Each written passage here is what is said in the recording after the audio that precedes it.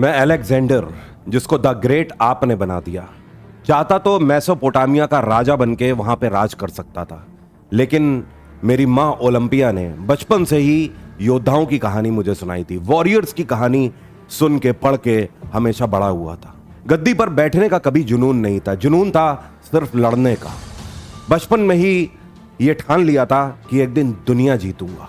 मेरे लिए पूर्व की तरफ चलने पे सबसे बड़ा कॉन्टिनेंट या सब कॉन्टिनेंट आप उस टाइम पर बोल लीजिए, ये भारत था। अगर मैं भारत को जीत लेता हूं तो पूरी दुनिया जीत लूंगा। इस सोच के साथ मैंने शुरुआत करी। गद्दी पर बैठने नहीं, लड़ने से मैंने शुरुआत करी। बेबीलोन से होता हुआ मेसोपोटामिया को जीतता हुआ ईरान इराक के रास्ते से आखिरकार हिंदुस्तान आ पहुंचा। आज भी सैकड़ों लड़ाइयों में एक लड़ाई मैं अपनी नहीं भूलता हूं, और वो थी battle of Hydaspes. 326 before Christ में जब मैं भारत पे दस्तक देता हूं तो झेलम नदी के किनारे पर यह युद्ध होता है। मुझे पता लगता है कि राजा पोरस यहां पे राज करते हैं। अगर राजा पोरस को हरा दिया तो सीधे दिल्ली का रास्ता तय हो जाएगा। और ये युद्ध मेरे और पोरस के बीच में सिर्फ नदी की वजह से रुका होता है। ये झेलम नदी जिसमें उफान आया हुआ है, बाढ़ आई हुई है, लेकिन मैंने अपनी बैटल टैक्टिक्स का यूज किया। अपने जैसा ही दिखने वाला हूबहू एक आदमी वहीं पर खड़ा कर दिया। नदी के इस पार मेरी सेना दिख रही है, सामने पोरस की सेना है। हम दोनों एक दूसरे की सेना को देख सकते हैं, लेकिन लड़ नहीं सकते क्योंकि बीच में नदी बह रही है। रात के अंधेरे पे सेना की एक थोड़ी सी टुकड़ी लेकर नदी से उत्तर की ओर चला कश्मीर की तरफ, और वहां से फिर नदी को पार कर गया। अब मैं पोरस की तरफ था।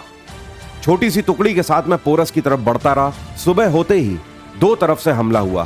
सामने नदी से मेरी जो सेना की मेन टुकड़ी थी उसने क्रॉस करना शुरू किया, और इधर पोरस की सेना की तरफ मैं एक टुकड़ी लेकर आ गया था। पोरस की सेना दो गुटों में बट गई, जिसके लिए वो कभी तैयार नहीं थे। लेकिन एक चीज आज भी नहीं भूला हूं, पहला ऐसा युद्ध लड़ा था जिसमें पोरस की तरफ से हाथी गरज रहे थे। ये हाथी जैसे बिजली गरज रही हो। मेरा एक एक सैनिक उठा के इधर उधर पटका जा रहा है। मेरे घोड़े निस्त नाबूद किए जा रहे हैं। मेरे इतने ग्रेट वॉरियर्स के आगे मुझे याद है पोरस कितनी बहादुरी से लड़ रहा था। आखिरकार पोरस ये युद्ध हारा, लेकिन मेरे दिल और दिमाग पे पोरस ने एक वॉरियर वाली छाप छोड़ी। मैं काफी इंप्रेस हुआ उससे। यही कारण है कि इंप्रेस होकर मैंने राजा पोरस को उसका राज वापस कर दिया।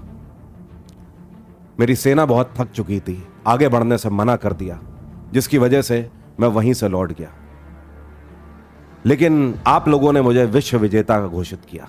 हालांकि भारत पर मैं कब्जा नहीं कर पाया।